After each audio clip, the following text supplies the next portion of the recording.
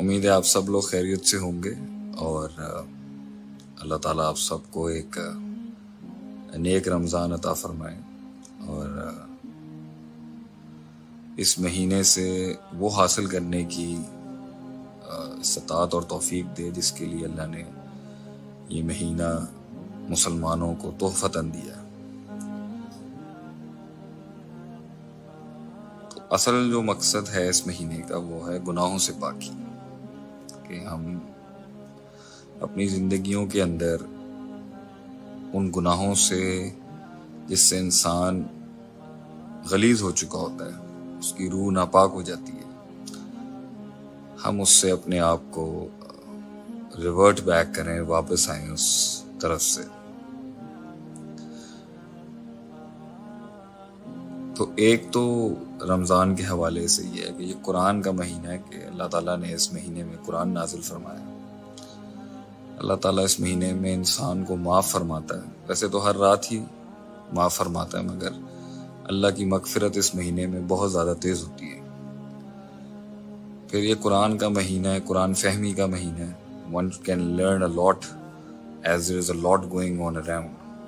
फिर ये इनकलाबी महीना भी है, क्योंकि और महीनों के अंदर दीन की तरफ आना is a bit hard for people because of the peer pressure. लेकिन क्योंकि सभी दीनदार हुए हुए हैं, एवरीबडी इज टुवर्ड्स रिलीजन, तो मेरी नज़र में इसमें आसान है अल्लाह की तरफ अपने आप को आप ज़्यादा गामजन कर सकते हैं। बहरहाल मैं जो बात करने आया था वो बात ये थी कि देखें, जिंदगी बहुत छोटी है इंसान की, पता भी नहीं चलता कब कहां से कहां पहुंच जाता है एक इंसान। और आखिरत जो है वो एक कभी ना खत्म होने वाला सिलसिला है, और इस सिलसिले के बारे में हम ये कह सकते हैं कि 50,000 साल का एक दिन है उस दुनिया का। इंसान के बहुत मसाइल हैं इस दुनिया में, आई रियली एग्री दैट। बहुत मसाइल हैं, बहुत टेंशनें हैं, मगर जब मैं नया नया इस तरफ रागिब हुआ, अल्लाह मुझे लेके आया, तो दुनिया की जिंदगी आखिरत की जिंदगी के मुकाबले में ऐसी है जैसे कि एक सहरा है, उसमें एक छल्ला है, एक रिंग है। मतलब this life is nothing. I mean, this life has it's a very short life, I would say. तो जहाँ हम इनकलाबी बातें भी करते हैं, जहाँ हम लोगों को हिम्मत दिलाते हैं, जहाँ हम लोगों को सर उठा के जीने की तरगीब दिलाते हैं, आज मैं ये भी कहना चाहूँगा कि अपने आप को थोड़ा अरसा ये दुनियादारी से थोड़ा सा इस महीने ज़रा अलहदा करें। रिफ्लेक्ट बैक ऑन योर अल्लाह सुब्हानहू व तआला। अल्लाह ने नेचुरली हमें एक अल्लाह वाला बनाया है। मा मिन मौलूदिन इल्ला यूलदु अलल फित्रा।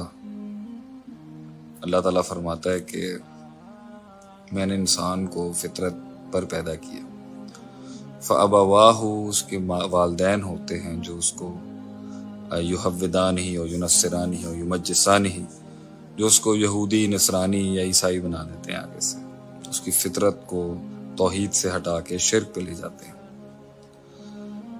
आई think this is the best month to reflect on your life.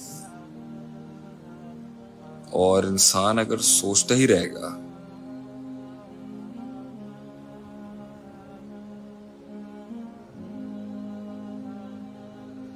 अगर इंसान जो है वो अब नहीं करेगा तो कब करेगा? I think it is time कि हम जो हैं वो अल्लाह की तरफ वापस आए।